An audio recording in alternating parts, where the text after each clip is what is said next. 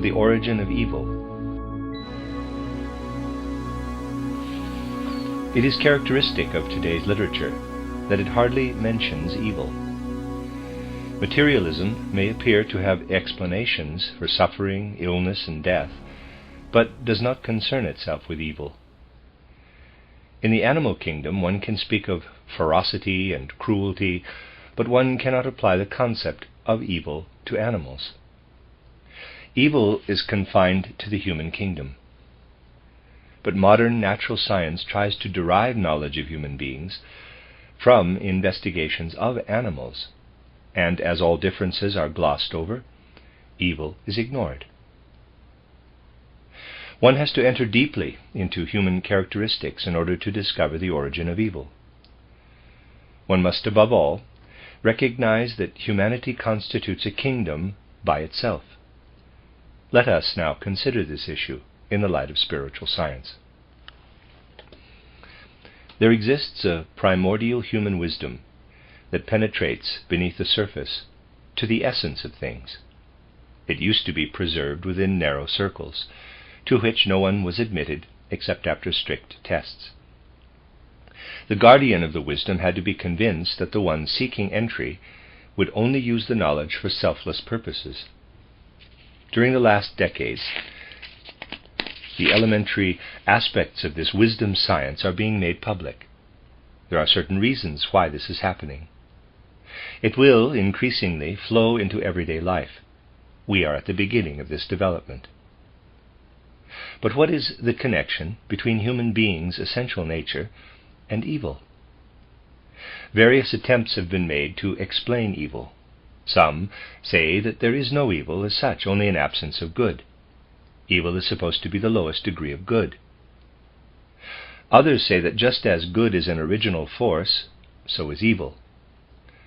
The Persian legend of Ormuzd and Ahriman emphasizes this view more especially.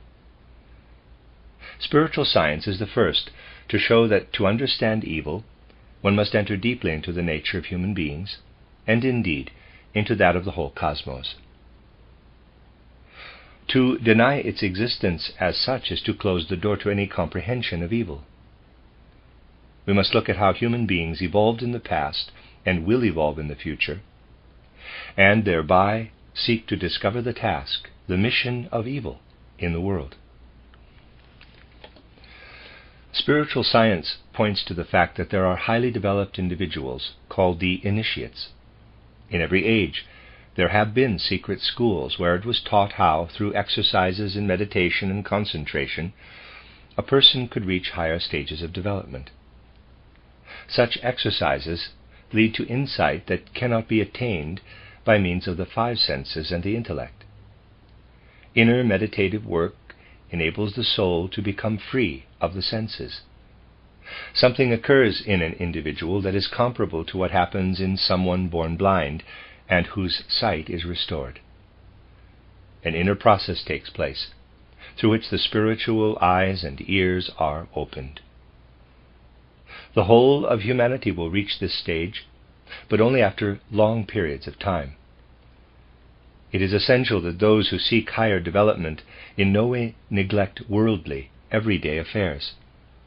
The ascetic who flees the world will not attain spiritual vision, for the new clairvoyance is the fruit of the soul's experiences gathered in the physical world.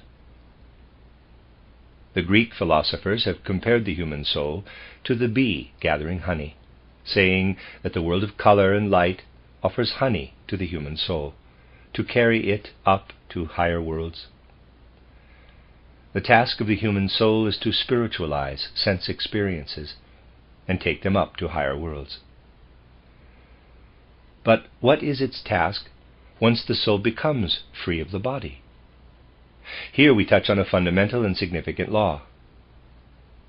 Whenever beings reach a higher stage of evolution, they become the leaders and guides of the beings belonging to the forms of existence they have themselves passed through.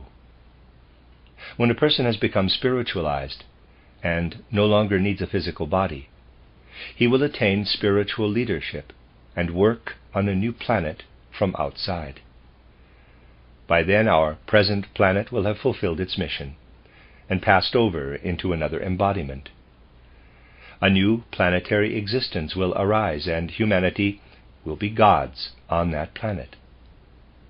The human bodily nature, forsaken by the spirit, will constitute a lower kingdom. Human nature is already twofold, consisting of that which will rule on the next planet and that which will be a lower kingdom. The earth will pass over into a new embodiment, just as it has passed through earlier ones.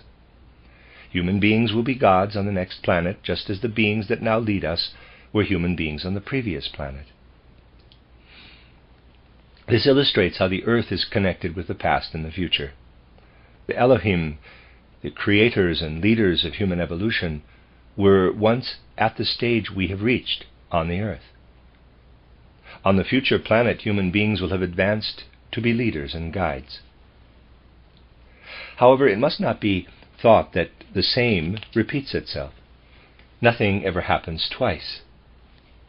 Never before has there been an existence like ours. Earth evolution represents the cosmos of love, the previous planet the cosmos of wisdom. On the earth, love is to develop from the most elementary stage to the loftiest. Wisdom, though hidden, permeates the foundation of earth existence. Consequently, we ought not to speak of a person's physical nature as, in quotes, lower, for it is in reality the most perfect aspect of his being. To recognize it, one only has to look at the wisdom-filled bone structure, such as the upper thigh bone. Here we find the perfect solution to the problem how the least expenditure of material can be structured to carry the maximum weight. Or think of the wonderful forms of heart and brain. The astral body most certainly is not at a higher stage. It is the bon viveur that continually attacks the wise form of the heart. The astral body will need long ages to become as perfect and as wise as the physical body, though it will do so in the course of evolution. The physical body has gone through a corresponding development. It has evolved from unwisdom and error to wisdom. Wisdom developed before love. As yet, love is far from perfect. But even now it is to be found at all levels of existence, in plant, animal, and human beings, from the lowest sexual love to the highest spiritualized love. Untold numbers of beings who have developed the urge for love are destroyed in the struggle for existence. When there is love, there is conflict, but love will overcome the conflict and transform it into harmony. The characteristic of physical nature is wisdom. The evolution of the earth began when wisdom became permeated by love. As today there is conflict on earth, so there were errors on the previous planet. Peculiar legendary creatures wandered about, mistakes of nature, incapable of evolution. Just as love evolves from non-love, so wisdom evolves from unwisdom. Those who attain the goal of earth evolution will bring love over to the next planet, as wisdom was originally brought over into the earth evolution. Earthly humanity looks up to the gods as bringers of wisdom.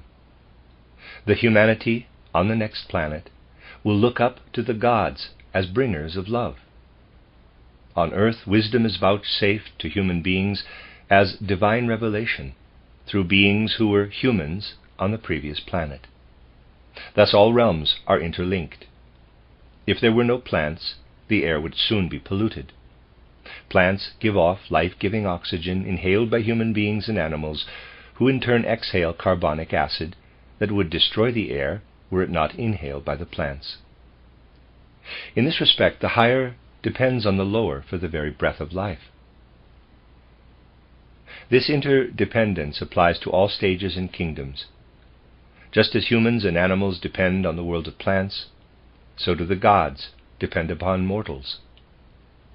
Greek mythology expresses this poetically, saying that from the mortals the gods receive nectar and ambrosia, both words meaning love. Love comes into existence through humans, and love is food for the gods. The love engendered by mortals is breathed in by the gods. This may seem very strange, yet it is a fact more real than, say, electricity. At first, love appears as sexual love and evolves to the highest spiritual love. But all love, the highest as well as the lowest, is the breath of gods.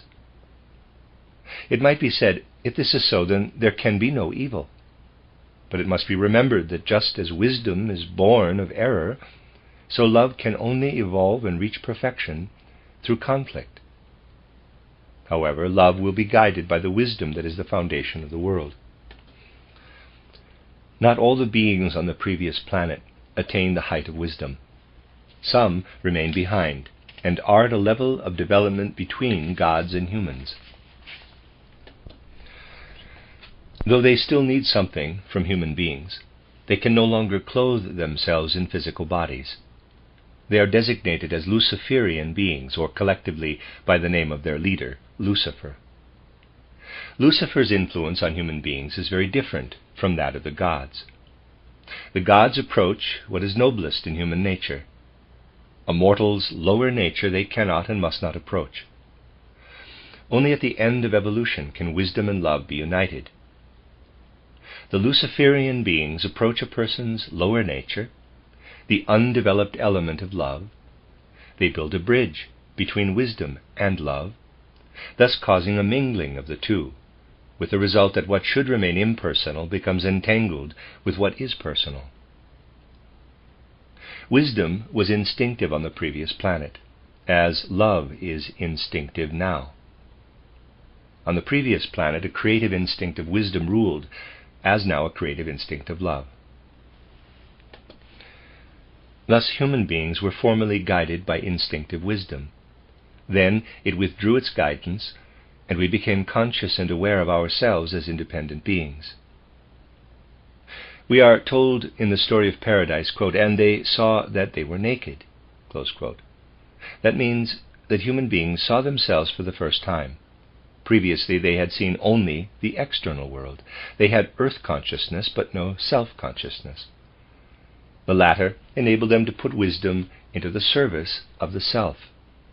From then onward there existed not only selfless love for the surrounding world, but also love of self. The former was good, the latter was bad. Without Lucifer, human self-consciousness would never have become mingled with love. Thinking and wisdom now became servants of the self. A person could choose between good and evil. But love ought to be directed to the self only in order to place it in the service of the world. The rose should adorn itself only to adorn the garden.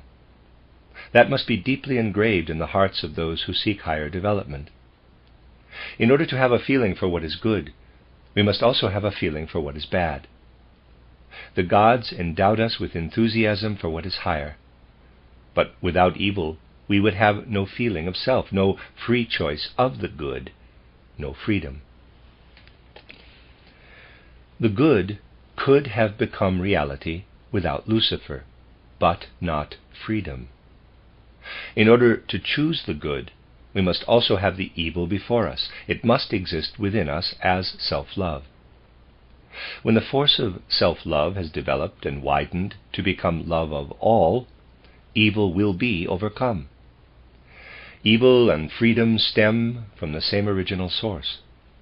Lucifer kindled human enthusiasm for the divine.